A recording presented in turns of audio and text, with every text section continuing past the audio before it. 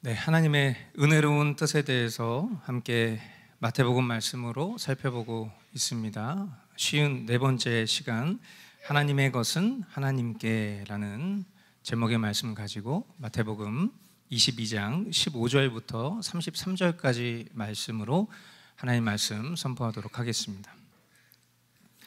15절부터 17절까지 말씀 읽겠습니다. 그때에 바리새파 사람들이 나가서 어떻게 하면 말로 트집을 잡아서 예수를 올무에 걸리게 할까 의논하였다. 그런 다음에 그들은 자기네 제자들을 헤롯 당원들과 함께 예수께 보내어 이렇게 묻게 하였다. 선생님, 우리는 선생님이 진실한 분이시고 하나님의 길을 참되게 가르치시며 아무에게도 매이지 않으시는 줄 압니다. 선생님은 사람의 겉모습을 따지지 않으십니다. 그러니 선생님의 생각은 어떤지 말씀하여 주십시오. 황제에게 세금을 바치는 것이 옳습니까? 옳지 않습니까? 아멘. 제가 좀 뉘앙스를 최대한 살려서 한번 읽어봤습니다. 아마 이렇게 질문을 했을 가능성이 높다고 생각해요. 세상에서 토론하기 좋아하는 사람들 특징이 뭐냐면 총과 칼을 들고 싸우는 것은 아니죠. 그러나 말로 함정을 파놓고 그리고 논리로 상대방을 공격해서 상대방이 공경에 처하는 것을 목표로 하는 것이죠. 그리고 자신이 쳐놓은 함정에 그 상대방이 논리적으로 빠져들면 어떻게 합니까? 기뻐하죠. 지금 이 바리새파 그리고 헤롯 당원들은 종교적으로 또 정치적으로는 서로 전혀 같은 결에 있는 사람들이 아니에요. 완전히 평상시에는 치고받고 싸우는, 논리적으로 싸우고 서로 험담하고 헐뜯는 그런 관계에 놓여져 있는 사람들이 바리새파랑 헤롯 당원들이에요. 그런데 이 사람들이 전혀 견해가 다른 사람들인데 무엇을 위해서 지금 하나가 되었습니까? 예수님을 핍박하는 일에 하나가 된 거죠. 오늘날에도 마찬가지입니다. 다양한 정치 사상과 입장을 가진 이들은 각자의 주장에 서로를 공격하다가도 때때로 하나님의 일을 대적하는 일을 위해서는요, 힘을 합치고 또 성경적 가치관을 훼손하고 무너뜨리려고 하는 일에는 온 힘을 집중하는 것을 우리는 전 세계 곳곳에서 그리고 우리나라에서 보고 있어요. 지금 전 세계뿐만 아니라 대한민국에 불어닥친 차별금지법은 이러한 실례를 볼 수 있는 가장 좋은 본보기라고 생각합니다. 10월 27일 종교개혁 기념주일입니다. 근데 이제 우리나라는 이 10월 27일 날 대규모 집회가 광화문에 준비되어 있어요. 한마디로 불의한 법제를 저지하기 위해서 그것을 지지하는 이들을 향한 그리스도인들과 또 그것에 같은 뜻을 품는 사상을 가진 이들이 불의에 대항하여서 모이는 집회입니다. 우리 교회는 이 일에 참여하지 않습니다. 그런데 참여하지 않는다고 해서 그 정신을 동의하지 않는 것은 아닙니다. 참여를 권장하지 않습니다. 그러나 지금 우리가 얼마나 이념적으로나 사상적으로 성경적 가치관과 멀어진 시대를 살고 있는가, 그것에 대해서 우리가 통탄하는 마음은 가져야 될 줄 믿습니다. 그리고 특별히 저와 여러분들에게 우리도 알지 못하는 채로 심어져 있는 전제, 그 전제를 돌아보는 일에 우리 교회는 조금 더 힘을 실으려고 하는 겁니다. 그래서 서평대회와 나눔을 갖고자 하는 것이에요. 여러분들이 독서하는 일을 평상시에 즐겨 하시지 않을 수 있습니다. 그리고 교회가 하는 일에 그것이 어떤 강제적인 어떤 그런 의무를 지우는 것이 아니기 때문에 여러분들이 그것을 소홀히 여기시고 그냥 넘어가실 수도 있어요. 그러나 사람이 변화되지 않는 것은 자신의 틀을 바꾸지 않기 때문이에요. 오래 신앙했어요. 오래 신앙한 사람일수록 교만합니다. 그러니까 교회에서 어떤 독서를 하고 그것을 통해서 우리가 우리의 전제를 다시 한번 돌아봅시다라고 하면 겸손한 사람은 그 일에 내 생각과 의견을 잠시 내려놓고 순응하려고 노력하겠죠. 그러나 교만한 사람은요, 그 일이 그렇게 나를 바꿀 것 같지 않고 그 일이 나에게 그렇게 특별한 변화를 이끌어 줄 거라고 생각하지 않기 때문에 잘 참여하지 않게 됩니다. 그런 기회와 과정들이 조금씩 모이면 결국 열매로 맺혀지는 건데, 열매는 오늘 지금 변화하지 않는 사람은 맺힐 수가 없어요. 다시 한번 여러분들에게 강권드리는 바는 이번 종교개혁 기념 주간들을 통해서, 그리고 특별히 지금 우리가 살아가고 있는 이 시대, 우리는 먹고 사는 문제에 급급하고 있지만 사실 영적으로는 굉장히 마지막 때를 우리는 살아가고 있고 마주하고 있어요. 그걸 모르는 사람들은 없어요. 그러나 그것을 준비하고 오늘 마련하는 사람들은 없어요. 그 일을 위해서 저와 여러분들이 개혁신앙인으로서 더 깨어있고, 그리고 내가 어떤 고정관념과 틀 속에 갇혀 있는지를 한 번 더 일깨우는 이런 뜻깊은 행사, 하나님이 섭리하시는 이 기회 가운데 저와 여러분들이 적극적으로 동참해 주시길 바라요. 불의한 일에 하나가 되어서 예수님에게 온 이들은, 제가 아까도 뉘앙스로 그렇게 읽었지만 겉으로는요, 예수님을 존중하는 듯, 또 예수님의 가르침에 동의하는 듯, 예수님의 성품을 칭찬하는 듯 말합니다. 그러나 그것은 예수님을 공경에 빠뜨리기 위한 함정에 불과하다는 것은 이미 그들이 오기 전 그들이 회의한 것에 그 본심이 있음을 성경은 기록하고 있어요. 그들은 그렇게 예수님을 공경에 빠뜨리려고 서로 논의하고 왔잖아요. 그러니까 적어도 그들은 아는 거예요. 그들이 한 예수님을 향한 말이 진실되지 않다는 것을 그들과 하나님은 알겠죠. 그러나 그들이 공경에 빠뜨리려고 한 대상이 누굽니까? 하나님이시죠. 하나님도 다 알고 계세요. 지금도 우리가 살아가는 이 세상은 대단한 인권 보호, 또 약자들에 대한 관심과 사랑을 앞세우고 있어요. 그리고 이 가치를 기반으로 주장하는 방법과 법에 동의하지 않으면 어떻게 됩니까? 동의하지 않는 사람들은 인권을 짓밟고 약자를 보호하지 않고 사랑이 없는 이들이다, 이렇게 매도해 버립니다. 세계관 전쟁을 벌이고 있는 거죠. 예수님을 말로 트집 잡기 위해 의논하고 온 이들이 겉으로 예수님을 치켜 세우며 한 말이 얼마나 진실되지 않은지 확인할 수 있는 것처럼 우리는 이 시대의 말과 가치 너머를 성경적으로 분별할 수 있어야 할 것입니다. 그것은 주님이 주시는 지혜로만 가능할 거예요. 성령님께서 우리를 인도해 주시지 않으면, 우리의 심령을 새롭게 하시지 않으면 우리는 그 생각과 말의 너머의 깊이와 가치를 이해하지 못한 채 목소리 큰 사람들의 의견을 따라갈 수밖에 없을 겁니다. 예수님을 넘어뜨리려고 하는 이들의 궁극적인 질문, 앞에서 감언이설하고 있지만 궁극적으로 뭐 물어보려고 했죠? 황제에게 세금을 바치는 것이 옳습니까? 옳지 않습니까? 이거 얘기하려고 한 거예요.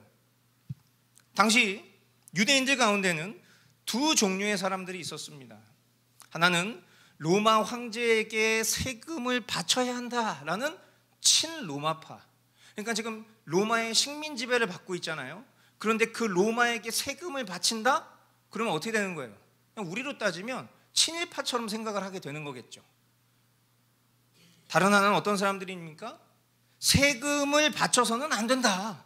우리는 우리 민족성을 지켜야 된다. 반 로마파 있었겠죠. 그러므로 세금 논쟁을 통해서 유대인들은 평상시에도 엄청난 변론과 더불어서 파당이 아주 강력하게 나뉘어 있었을 것입니다. 그런데 이런 민감하고 어떻게 보면 쉽게 답할 수 없는 문제를 예수님에게 질문하여서 결국 예수님을 곤란에 빠뜨리려고 하는, 자신들이 파놓은 함정에 그 예수님이 빠져들어서 더 이상 그 사람들이 예수님을 열광하지 않게 하려고 하는 이 헤롯 당원들과 사두개파의 아주 악의적인 그런 질문이 있는 거죠. 이어지는 말씀에 보니까 예수께서 그들의 간악한 생각을 아시고 말씀하셨다. 위선자들아, 어찌하여 나를 시험하느냐? 세금으로 내는 돈을 나에게 보여달라. 그들은 데나리온 한 잎을 예수께 가져다 드렸다. 예수께서 그들에게 물으셨다. 이 초상은 누구의 것이며 적힌 글자는 누구를 가리키느냐? 그들이 대답하였다. 황제의 것입니다. 그때 예수께서 그들에게 말씀하셨다. 그렇다면 황제의 것은 황제에게 돌려주고 하나님의 것은 하나님께 돌려드려라. 그들은 이 말씀을 듣고 탄복하였다. 그들은 예수를 남겨두고 떠나갔다. 아멘. 예수님은 하나님이시죠. 그런 그들의 저급한 감언이설에 쉽게 휘둘리실 분이 아닙니다. 예수님은 완전한 하나님이시요 또한 동시에 완전한 사람으로 이 땅에 오셨습니다. 이들은 예, 아니요 이 대답을 기대했어요. 그리고 그런 불이한 질문을 던진 것이죠. 그런데 예수님은 세금으로 내는 돈을 좀 보여달라고 말씀하십니다. 예수님의 대답에 따라서 세금을 내라 이렇게 얘기하면 예수님 뭐가 되는 거예요? 반로마파가 되는 거죠. 그러면 반로마파가 봉기할 것입니다. 또 세금을 내서는 안 된다 이렇게 얘기하면 친로마파가 봉기를 하게 되겠죠. 그런데 예수님은 결론은 정확하게 얘기하셨어요. 예수님 결론은 뭡니까? 세금을 내라는 거예요. 그럼 세금을 내라라고 얘기하면 당연히 반로마파가 봉기하겠죠. 야 저런 친일파 막 이런 식으로 오늘날로 따지면 그렇게 예수님을 바로 힐난할 수밖에 없는, 그런데 결론이 없는 게 아니에요. 결론이 있는 거예요. 세금을 내라고 예수님 얘기하고 계신 거예요. 그런데 예수님이 세금을 내라라고 말씀하신 이유가 정치적으로 친로마파여서 그렇습니까? 아니에요. 그러니까 이런 게 전제인 거예요. 우리가 정치적으로 세상을 바라보는 것이 아니라 하나님의 말씀을 기준으로 보고 그것에 따라서 내린 결정은 정치적인 결정이 아닌 거예요. 하나님의 백성들은 이 세상을 사는 동안 두 영역에서 살게 되는 겁니다. 하나는 하나님 나라를 사는 것이고 또 다른 하나는 세상 나라를 살고 있죠. 먼저 하나님 백성은 하나님 나라에 속했어요. 저와 여러분들이 하나님 백성이라면 저와 여러분들은 하나님 나라에 속한 백성들, 시민입니다. 그러면 우리는 어떻게 해야 됩니까? 하나님 나라의 규범을 지켜야 합니다. 그것을 지키는 방식이 무엇입니까? 하나님의 말씀을 연구하고 묵상하면서 그 하나님 나라의 규범을 지키고자 힘쓰는 것입니다. 그리고 각 사람의 신앙의 분량에 따라서 우리는 헌금과 11조를 통해서 하나님이 우리의 주인이시라는 것을 표현합니다. 어떤 이들은 구약의 율례와 법도가 예수 그리스도를 통해서 완성되었기 때문에 11조 규례를 지키는 거, 그거는 교회가 너무나 시대착오적인 생각을 갖고 있어. 그리고 그거는 돈 벌기 위한 수단으로 그렇게 목사들이 강단에서 잘 알지도 못하면서 가르쳐 이렇게 얘기하는 사람들도 종종 있는 것으로 알고 있어요. 그러나 그것은 하나는 알고 둘은 모르는 것입니다. 여러분, 율법의 준행은 율법 규례에 있는 것이 아니라 그 본연의 의미에 있는 거예요. 저와 여러분들이 율법을 지킵니다. 그런데 어떤 율법은 지키고 지키지 않아요. 왜 그렇죠? 정신을 지키고자 하는 거지, 그 율법이 예수 그리스도를 통해서 완성되었다는 것은 저와 여러분들이 지식이 있다면, 성경적인 지식과 지혜가 있다면 우리는 이미 그것을 다 알고 있어요. 그러면 더 이상 유대 교도들처럼 율법을 지킬 필요는 없습니다. 그런데 우리가 지키고 붙들고 있는 건 뭐죠? 율법이 아니라 율법의 정신을 지키는 거예요. 저와 여러분에게 더 이상 소나 어떤 짐승을 잡아서 각을 뜨고 또 피를 흘리는 제사가 필요하지 않은 것은 예수님이 단번에 우리의 죄를 대속할 희생 제물이 되어주셨기 때문에 우린 더 이상 그런 제사를 드리지 않습니다. 그러나 11조나 또 헌물을 우리가 하나님 앞에 하는 것은, 그것은 율법의 정신이 입각한 우리의 마음의 중심을 하나님 앞에 내어드리는 태도일 뿐인 것이죠. 이것은 간단하게 이렇게 생각할 수 있겠죠. 사랑하는 연인이 있어요. 결혼을 했습니다. 부부가 되었어요. 더 이상 결혼식을 반복할 이유가 있습니까? 없어요. 그러나 서로를 향한 사랑을 표현하고자 자신의 것을 아끼지 않고 때로는 시간과 물질을 들여서 그 마음을 표현하는 것, 이것은 아름다운 일이죠. 율법적 규례로 여길 수 없는 것과 같은 이지. 하나님 나라의 백성으로서 우리가 하나님 앞에 과연 난 하나님 나라의 시민으로서 어떤 의무와 어떤 권리를 주장하고 살아가고 있는지를 한번 깊이 돌아보실 수 있게 되길 바라요. 말라기 3장 8절로 10절에 보면 사람이 하나님의 것을 훔치면 되겠느냐? 그런데도 너희는 나의 것을 훔치고서도 우리가 주님의 무엇을 훔쳤습니까? 하고 되묻는구나. 11조와 헌물이 바로 그것이 아니냐? 너희 온 백성이 나의 것을 훔치니 너희 모두가 저주를 받는다. 너희는 온전한 11조를 창고에 들여놓아 내 집에 먹을거리가 넉넉하게 하여라. 이렇게 바치는 일로 나를 시험하여 내가 하늘문을 열고서 너희가 쌓을 곳이 없도록 복을 붓지 않나 보아라. 나 만군의 주의 말이다. 아멘. 여러분, 이 말씀은 율법을 지키는 것에 대한 얘기를 하고 있지 않아요. 이 말씀을 하고 계신 하나님도 그 정신을 말하고 계십니다. 주님은 우리에게 궁극적으로 이 11조와 헌물을 통해서 무엇 하시기를 원하십니까? 복 주시기를 원하는 거예요. 우리의 마음과 그 사랑의 중심이 주님께 있는지 시험하러 보라고 그렇게 말씀하시면서 복의 통로로 하나님의 백성들의 11조와 헌물을 말씀하고 계시지, 돈을 밝히는 주인처럼 그것으로 교회 운영의 실리를 추구하라고 주신 그런 법이라고 말씀하고 있는 게 아니에요. 그러므로 여러분, 11조를 하지 않고 헌금하지 않는다고 해서 신자가 아니다, 그렇게 말할 수 없어요. 그러나 참된 신자는 11조와 헌물을 하나님께 드립니다. 또한 신자는 세상에 사는 동안 납세의 의무를 포함한 세상 나라의 규범도 지킵니다. 그것은 어쩔 수 없이 아니에요. 어쩔 수 없이 하는 일이 아니에요. 그것 역시도 하나님 말씀에 따른 순종입니다. 베드로전서 2장 13절로 14절 우리 같이 함께 읽어보도록 하겠습니다. 여러분은 인간이 세운 모든 제도에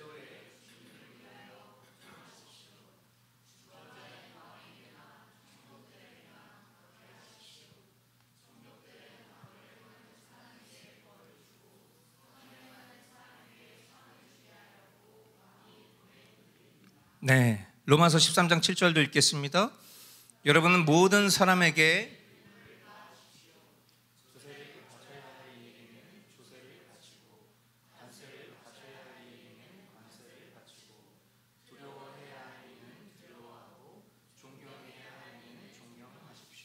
아멘. 여러분, 이런 말씀들이 성경에 많이 있어요. 그런데 이런 말씀들이 굳이 기록되어 있는 이유는 뭐겠어요? 이런 것이 우리에게 합당하고 이런 것이 우리에게 자발적이고 이런 것이 우리에게 기쁨이라면 이런 말씀은 기록되어 있을 이유가 없었겠죠. 그러나 당대에도 우리가 살아가고 있는 나라의 지도자를 향한, 위정자들을 향한 불손한 마음이, 동의하지 않는 마음들이 그들에게도 있었을 것입니다. 그리고 정해져 있는 법들 또한 우리가 지키고 싶지 않은 법들일 가능성이 아주 높았을 거예요. 그런데 사도 바울은, 또한 사도 베드로는 계속해서 공통된 점을 이야기하고 있어요. 주님을 위하여 복종하라. 주권자인 왕에게나 총독들에게나 그렇게 해라. 뿐만 아니라 조세를, 관세를 바쳐야 할 이에게 그것을 바쳐라. 그리고 두려워해야 할 이, 여기서는 두려워한다라는 표현이 일종의 경외심 같은 거죠. 두려워하고 존경할 이는 존경해라. 그것이 자원적이지 않아도 그 일을 누구를 위해서 하라고 얘기하고 있어요? 주님을 위해서 하라고 말씀하고 있어요. 예수님이 가르쳐 주신 이 말씀의 지혜를 따라서 저와 여러분들이 세상을 살아가는 동안 하나님 나라의 백성으로의 규범, 그리고 세상의 규범, 그것을 바르게 준수하는 그런 지혜로운 사람들이 될 수 있기를 주님의 이름으로 축복합니다. 이어지는 23절로 28절까지 말씀. 같은 날 사도계파 사람들이 예수께 와서 부활이 없다고 주장하면서 예수께 말하였다. 선생님, 모세가 말하기를 어떤 사람이 자식이 없이 죽으면 그 동생이 형수에게 장가들어서 그 후사를 세워줘야 한다 하였습니다. 그런데 우리 이웃에 7 형제가 있었습니다. 마지가 장가를 들었다가 자식이 없이 죽음으로 아내를 그의 동생에게 남겨놓았습니다. 둘째도 셋째도 그렇게 해서 7이 다 그렇게 하기에 이르렀습니다. 맨 나중에는 그 여자도 죽었습니다. 그러니 부활 때에 그 여자는 누구의 아내가 되겠습니까? 7이 모두 그 여자를 아내로 맞아들였으니 말입니다. 같은 날입니다. 이번에는 사두개파들도 합세해서 예수님을 공격해요. 사두개파, 이 사두개파들은 어떤 사람들이냐? 당대 이념으로 보면은 합리주의자, 이성주의자, 자유주의자들이죠. 그들의 기본적인 사상 체계는 사도행전에 언급이 되어 있어요. 사도행전 23장 8절에 보면 사두개파 사람은 부활도 천사도 영도 없다고 하는데 바리새파 사람은 그것을 다 인정하기 때문이다. 그러니까 한마디로 저는 하나님을 믿습니다. 그런데 부활이 어디 있어요? 눈에 보이지 않는 영적인 세계가 어디 있어요? 천사, 그거는 상상 속에서나 있는 거죠. 이렇게 얘기하는 거예요. 하나님을 믿는데 부활도 안 믿고 영도 안 믿고 천사도 안 믿어요. 그러니까 굉장히 지금 우리가 살아가고 있는 이 시대에 하나님을 말한다는, 신학을 얘기한다는 사람들 중에서도 똑같은 사람들이 있죠. 그러니까 사두개파들이 오늘날에도 있는 거예요. 그럼 뭐예요? 정통에서 바라보면 그것은 이단이죠. 그런데 참 이단들이 웃깁니다. 신명기 말씀을 인용을 해요. 하나님 말씀을 인용하는 거죠. 그러니까 이건 굉장히 큰 죄예요. 우리가 오늘 율법의 선언을 통해서도 봤지만 우리가 하나님의 이름을 함부로 일컫는 거, 그것을 죄 없다고 하지 않으십니다. 하나님의 말씀을 자신의 관념과 사상에 끌고 와서 그것으로 지금 예수님을 신란하려고 하는 이들의 말도 안 되는 상황들을 보면 이들이 이상한 개념을 얘기해요. 이상한 개념. 뭡니까? 가정이에요, 가정. 이런 상황이 실제로 있을 가능성이 없다고 말할 수는 없겠지만 이런 상황들은 거의 불가능한 상황이에요. 7명의 형제가 있는데 후사를 계속 세웠는데 그 7명이 다 죽어버린 상황을 가정으로 설정해놓고 예수님에게 지금 신란하려고 하는 거죠. 이것은 그들의 논리를 가지고 상대방을 막다른 골목으로 몰 수 있는 대단히 기발한 차관이라고 인간적으로 생각할지 모르겠지만 예수님은 그런 그들의 불의함에 대해서 신적인 지혜로, 하나님의 지혜로 이렇게 대답하십니다. 29절 30절 예수께서 그들에게 대답하셨다. 너희는 성경도 모르고 하나님의 능력도 모르기 때문에 잘못 생각하고 있다. 부활 때에는 사람들은 장가도 가지 않고 시집도 가지 않고 하늘에 있는 천사들과 같다. 아멘. 여러분, 오늘날에도 성경을 비과학적이고 또 비합리적이며 비이성적이다 그렇게 꼬집는 이들 중 같은 기독교 신앙을 가졌다고 말하는 신학자들이나 목사 또 심지어 신자들도 있죠. 우리는 그들이 주장하는 기독교 신앙과 같은 범주에 있다라는 이유 때문에 그들의 말을 경청해 줍니다. 그리고 오히려 그들이 바라고 원하는 대로 성경을 과학적으로, 합리적으로, 이성적으로 해석하려는 시도에 동참을 해요.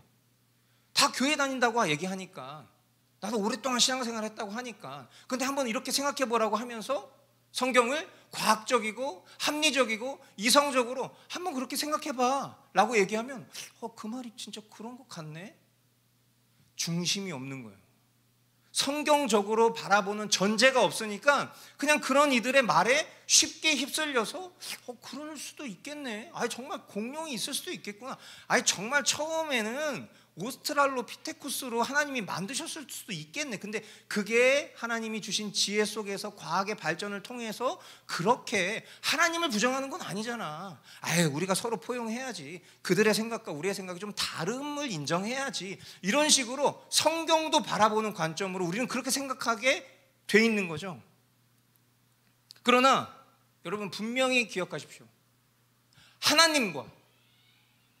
하나님이 하신 일과 하나님의 말씀은 인간의 얄팍한 지식 범주로 일컬어지는 과학적으로, 합리적으로, 이성적으로 해석되지 않습니다. 그렇다면 그건 무엇을 의미하는 거냐? 만약에 하나님의 말씀이 하나님이 하신 일이 과학적으로, 합리적으로, 이성적으로 해석될 수 있다면, 내가 그것을 해석할 수 있다면 하나님의 전능성과 신성을 우리 발 아래 두는 격입니다.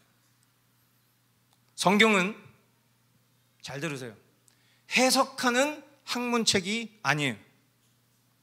하나님은 우리에게 무엇을 말씀하십니까? 믿음을 말씀하십니다. 해석을 말씀하시지 않아요. 이해함을 얘기하지 않으세요. 하나님은 우리에게 믿음을 말씀하세요. 그리고 그 믿음 또한 하나님이 우리에게 주신다고 말씀하십니다. 믿을 수 없는, 모든 사람이 믿을 수 없어도 하나님의 백성은 하나님이 하신 일과 하나님의 말씀을 믿을 수 있는 거예요. 그리고 그 믿음을 발휘할 순종을 요구하십니다. 인간이 만든 가상 설정, 참 아주 악한 데에는 지혜롭습니다. 7명의 형제와 그 죽은 7명과 혼인한 여자로 부활을 부정하려고 시도하는 이런 예수님은 그냥 단언지하에 이렇게 얘기하세요. 아, 너희는 성경도 모르고 하나님의 능력도 모른다.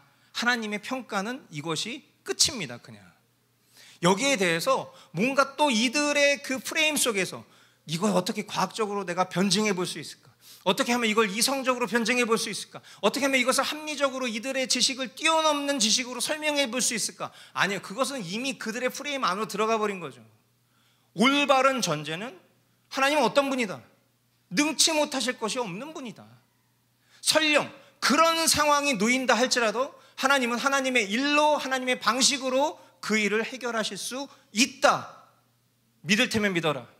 이것이 기독교인의 태도예요.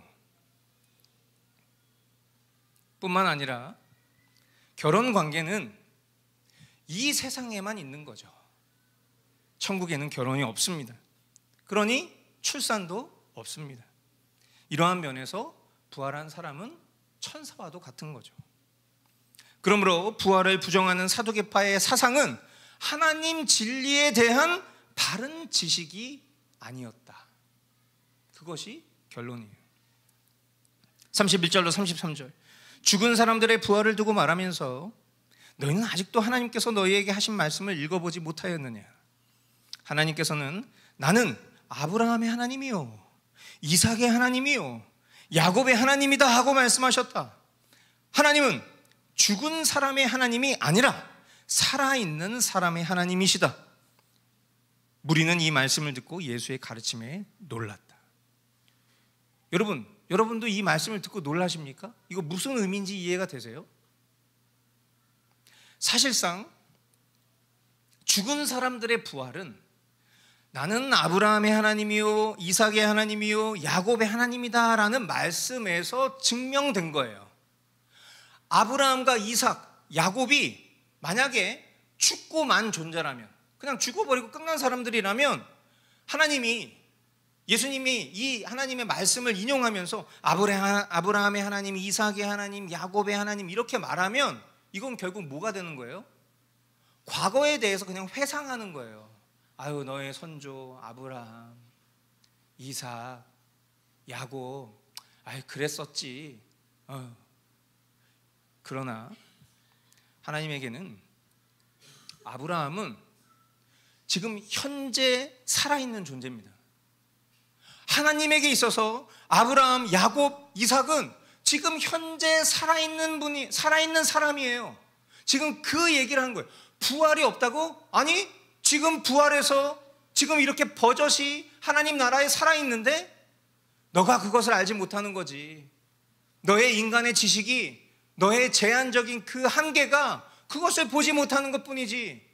나는 아브라함, 이삭, 야곱 지금 보고 있어. 이것은 아브라함, 야곱, 이삭에게만 해당되는 것이 아닙니다. 하나님이 아브라함의 하나님, 야곱의 하나님, 이삭의 하나님을 말씀하실 때마다 그것은 너도 그렇게 될 수 있어. 그 소망을 우리에게 불어넣어 주시는 거예요. 이게 바로 부활이고 이것이 바로 성도들의 소망인 것입니다. 제가 지난 금요일 우리 5층에 있는 어르신들에게 말씀을 전할 때 이 얘기를 했어요. 우리가 연로해서 이제 곧 세상을 떠날 때가 다 되었다라고 스스로가 생각할 즈음이 되면 여러 가지 다양한 과거의 생각과 또 그리운 사람의 얼굴과 그런 모습들이 떠오르겠죠. 여러분 80이 넘은 어르신들에게도 부모님이 있겠죠. 한참 전에 돌아가신 부모님이 있을 겁니다. 80이 넘은 어르신들은 부모님이 안 보고 싶을까요? 보고 싶겠죠. 근데 만약 믿은 부모님이 지금 믿지 않는 자녀의 입장에서 나에게 그 천국으로 가신 그 부모님의 얼굴을 볼 수 있는 기회가 있다면, 그 기회를 얻을 수 있는 유일한 길이 예수라는 길이 있다면 그 길을 취하시겠습니까? 안 취하시겠습니까? 라고 만약에 얘기했을 때 정말 절박하고 간절한 사람은 그 길을 취할 수밖에 없을 거예요. 제가 80이 넘은 어르신들에게 부모님 얘기를 했더니 눈시울이 붉어지시는 어르신들이 너무 많았어요. 여러분 그게 사람의 마음이에요. 그런데 그 연약한 마음 속에서 내가 만일 예수님을 믿고 영원한 하나님 나라로 들어갈 수 있다면, 그래서 내가 만약 예수님을 믿고 섬겼던 그 부모님을 다시 만날 수만 있다면 나 역시도 이 길을 걷겠다.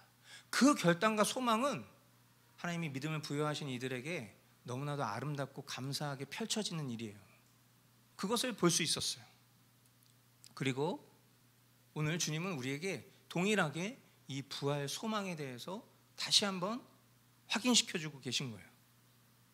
그러므로 사람의 눈에 죽은 존재라고 해서 하나님에게도 죽은 자인 것처럼 인생이 끝났다 해서 영생이 없는 것처럼 생각하면서 하나님의 말씀은 다루고 있는 참 이 사두개파들이야말로 주님의 말씀대로 하나님을 모르고 성경을 모르는 무지한 자들이라는 것을 예수님은 지적하고 계신 겁니다.